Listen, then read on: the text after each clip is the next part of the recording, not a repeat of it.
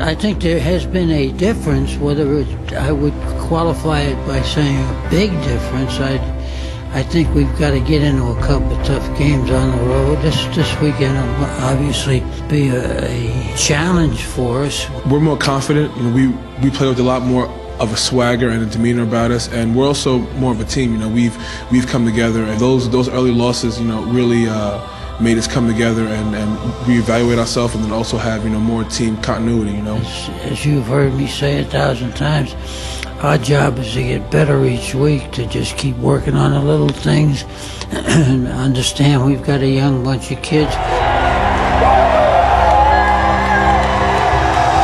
So I think that the leadership is slowly developing.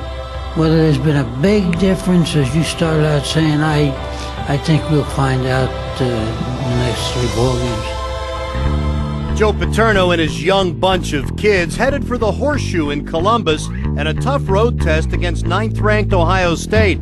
National TV coverage and a crowd of more than 105,000 watched as Penn State looked like the top 10 team in the first half. The Nittany Lions won the toss and deferred, and Terrell Pryor immediately got Ohio State into the red zone with a 49-yard connection to DeVere Posey on the 3rd play of the game. And Ohio State scores, but it's only 3. 11:36 to go first quarter. In space, 30, 35, 36-yard line where Astorino makes the play, and Penn State really played that well. He only gained 2, 2nd and 8. And the linebackers plugged the hole. Linebacker huge. Penn State defensively here in the first 2 drives done a good job of number 1, the front 4, getting some pressure and really limiting the running game. Penn State's coaching staff had the Lions well prepared on both sides of the ball. Former walk-on quarterback Matt McGloin was making his first road start and appeared as calm as if he were playing in a spring scrimmage. The Lions' offensive line opened holes for the running game and protected McGloin for a controlled passing game. And the combination made it hard for the Buckeyes' defense to get off the field. 4th down, a half yard.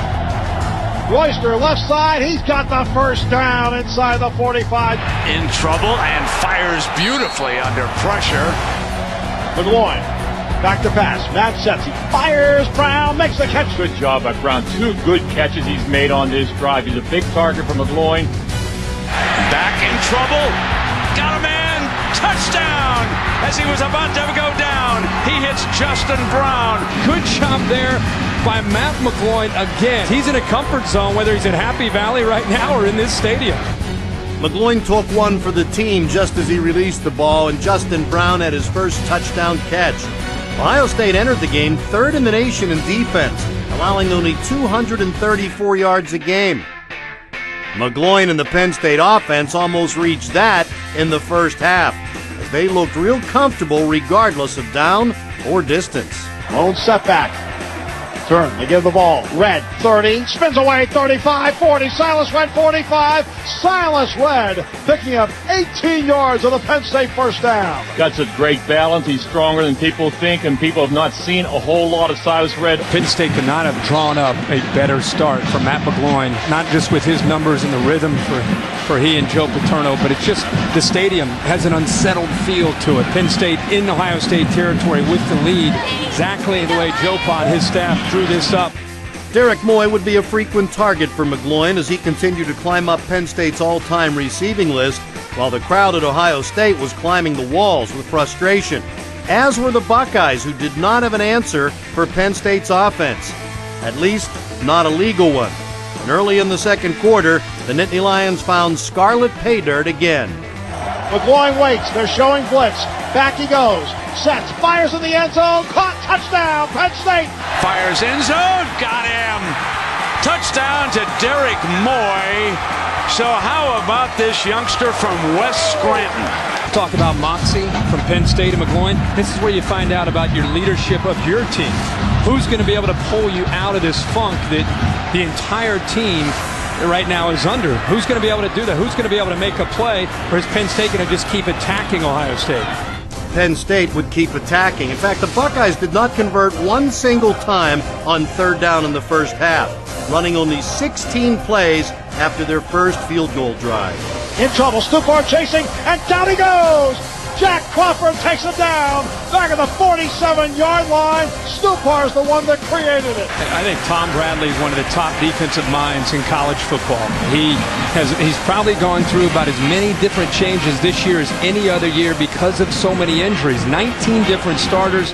For Penn State, it was a half of great execution following great preparation, and it had Buckeye fans booing their own team.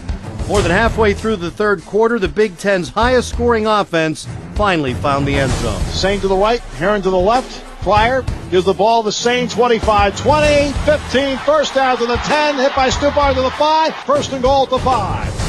Pryor, Heron up the middle through the hole, touchdown, Ohio State. You're going to have to be aggressive here again, with maybe a play action. Maybe you could try to get the ball downfield. And now Royster goes out with an injury, so it's getting thin now. The freshman, Silas Redd. Silas Redd, 17 yards and a first down for Penn State. The vision he has as a true freshman coming in here to college football and being a big part of this offensive running game for Penn State. Outstanding run by Redd. McGloin, play action, fake back to pass, he delivers, knocked away, and intercepted by Torrance, 30, 25, 20, 15, 10, 5, touchdown, Ohio State takes the lead.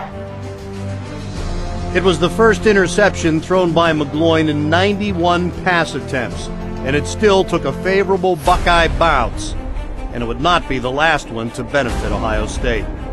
But the Nittany Lion defense was determined to not let it be the deciding factor. They kept clawing into the fourth quarter, keeping the deficit to a field goal. The game was still up for grabs, and Tom Bradley's defense made sure of it. Second 12 situation. Again, you got to play down and distance here. Here is Pryor looking downfield toward the end zone. Intercepted.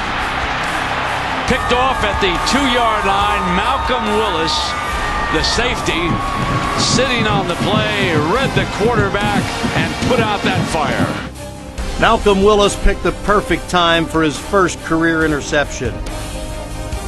But backed up deep in their own territory, the Nittany Lions were unable to move the football. A 3-and-out caused a big shift in field position, and this game was starting to slowly slip out of their grasp.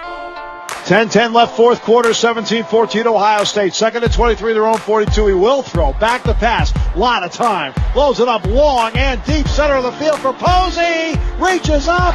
Makes the catch. Touchdown, Sanzenbacher. The ball got tipped in the air and Sanzenbacher caught it for a touchdown. 2 tip balls, 2 Ohio State touchdowns. When you play for Penn State, you play on the big stage, and the growing pains of this young team were on display in front of millions. 3-man front, they show blitz. They rush 3. Back goes McGloin, lot of time. Throws, intercepted Howard, 30, 25, 20. Howard to the 15, 10, 5. Touchdown, Ohio State. The final score was not an indication of how tight this game was for more than 3 quarters.